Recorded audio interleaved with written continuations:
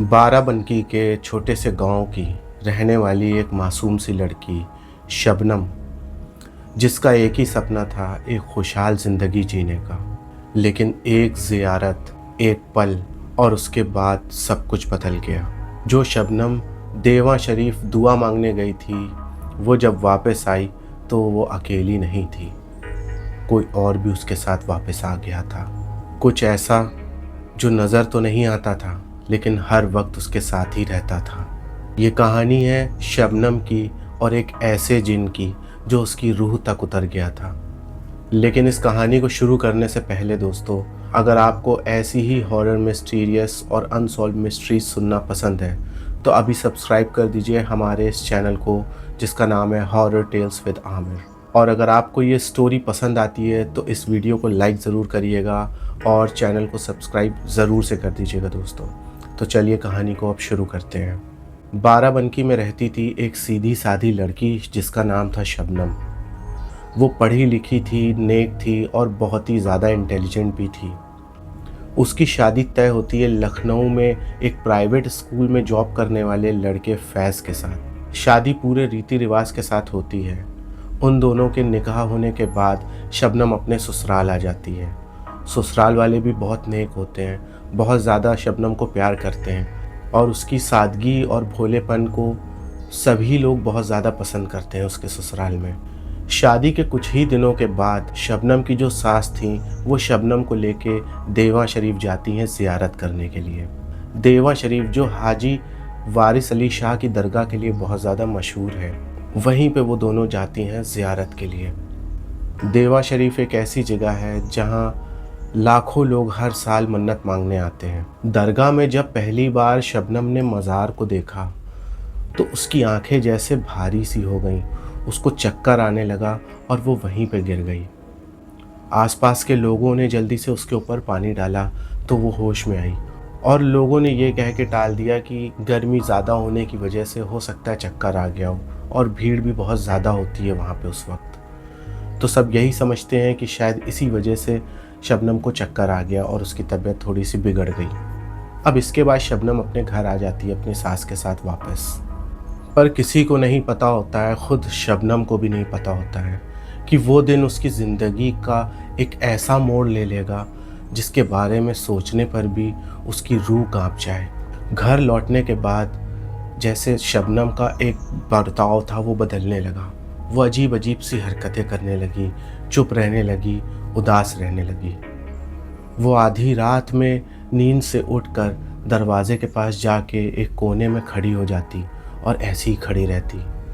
कई बार फैज़ ने उसको इस तरीके से खड़े हुए देखा और फैज़ ने उसको उठा के, उसको जगा के वापस ला के उसको उसके बेड पे सुलाया। तब फैज़ को ऐसा लग रहा था शायद इसको नींद में चलने की आदत है, पर बात ये नहीं थी। फैज़ अभी अनजान था जो होने वाला था उसके साथ और शबनम के साथ। शबनम कभी कभी अजीब सी भाषाएं बोलती, वो बैठ के बुदबुदाया करती थी और फैज़ उसको देख के बहुत ज़्यादा फील करने लगा कि आखिर अचानक से शबनम को हुआ क्या है, ये कुछ दिनों से इतना अजीब बर्ताव क्यों कर रही है। फैज़ ये नोटिस करता था कि शबनम अक्सर शीशे के सामने खड़े होकर ख़ुद को देखा करती और मुस्कुराया करती थी और अपने बालों को बार बार जैसे संवारा करती थी और उस शीशे के अंदर जैसे शबनम खुद ना हो, वो किसी और को देख के बात करती हो, इस तरीके से वो बिहेव करती थी। ये सारी चीज़ें फैज़ कई दिनों से देख रहा था और नोटिस कर रहा था। एक रात जब फैज़ की आंख खुली और उसने देखा शबनम तो अपने बेड पे थी ही नहीं, तो फैज़ उठ के शबनम को इधर उधर ढूंढने लगा। घर के बाहर, कमरे के बाहर आंगन में जाके फैज़ ने देखा शबनम ऐसे ही बैठी हुई है और उसके सारे बाल ऐसे बिखरे हुए हैं और ज़मीन पे छू रहे हैं और वो बहुत ही अजीब तरीके से गुर्राहट सी आवाज़ निकाल रही है। ये देख के फैज़ बहुत ज़्यादा डर जाता है और पीछे को हटता है और सोचता है कि आखिर शबनम को ये हो क्या गया है। अगली सुबह फैज़ ये सारी बातें अपने वालिद को बताता है। उसके वालिद उससे कहते हैं कि हो सकता है कि बहू को कुछ दिमागी प्रॉब्लम हो, कि कुछ दिमागी डिसऑर्डर हो, तो हमें किसी अच्छे साइकेट्रिस्ट को दिखा लेना चाहिए। फैज़ अपने वालिद की बात मानते हुए अगले ही दिन शबनम को एक अच्छे साइकेट्रिस्ट के पास लेके जाता है। साइकेट्रिस्ट कहते हैं कि शबनम को कुछ नहीं, बस एक तनाव है, क्योंकि वो अभी-अभी उसकी नई शादी हुई है। हो सकता है एक नए एटमॉस्फेयर में, एक नई जगह पे आके अपने आप को सेट करना, तो ये एक लड़की के लिए थोड़ी-सी दिक्कत की बात होती है। तो हो सकता है यही एक वजह हो जिसकी वजह से शबनम इस तरीके की हरकतें कर रही है, और वो दवा अपनी लेके वापस आ जाते हैं। पर बात यहीं पे ख़त्म नहीं होती। अगले दिन शबनम इससे भी ज़्यादा ख़तरनाक चीज़ करती है। शबनम एक ब्लेड लेती है और उससे अपने हाथ पैर पे पूरा काट लेती है, पूरा घाव कर लेती है, और ज़ोर-ज़ोर से चिल्लाती है और रोने लगती है।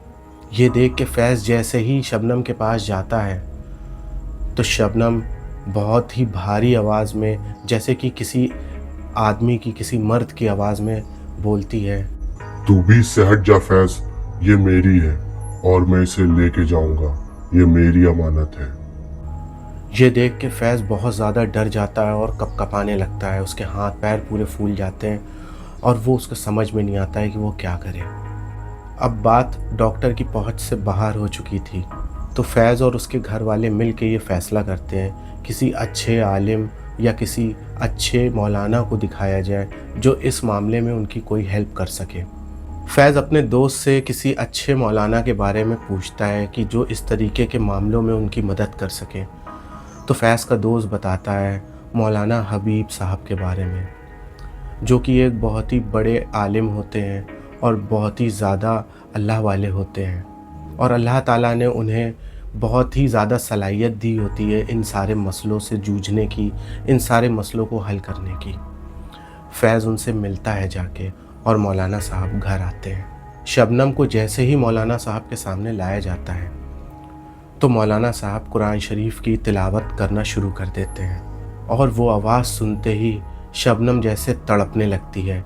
ज़मीन में लेटे लेटे वो कई कई फिट ऊपर उछलने लगती है और चिल्लाने लगती है, और एक आवाज़ आती है, मैं देवे से आया हूँ और मुझे ये लड़की पसंद आ गई है। मज़ार के पास जब ये खड़ी थी तो इसका चेहरा देख के, इसकी मासूमियत देख के मुझे इससे प्यार हो गया, और मैं अब इसे अपने साथ लेकर ही जाऊंगा।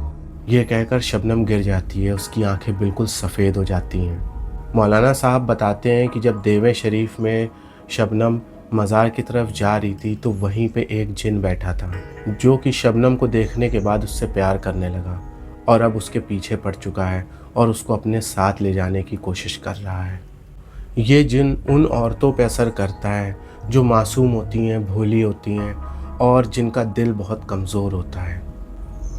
और शबनम का भी कहीं ना कहीं दिल कमज़ोर था, जिसकी वजह से इस जिन ने इसके ऊपर कब्ज़ा कर लिया या फिर इसके ऊपर हावी हो गया। मौलाना साहब ने लगातार 3 दिन तक फैज़ के घर पे आके कुरान की तिलावत करना स्टार्ट किया। सूरे जिन, सूरे बकरा और आयतल कुर्सी की तिलावत जारी रखी जाती तीनों दिन तक। हर रात शबनम की तबीयत और ज़्यादा बिगड़ जाती थी। कभी उसके बदन से बहुत अजीब सी बदबू आने लगती थी, कभी कमरे की बत्तियाँ अपने आप जलने बुझने लगती थी, और कभी अचानक पूरे कमरे में जैसे धुआं धुआं सा हो जाता था।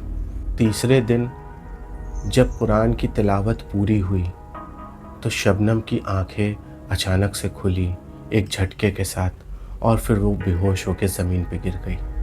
पूरे घर में जैसे सन्नाटा सा हो गया, एक सुकून सा हो गया।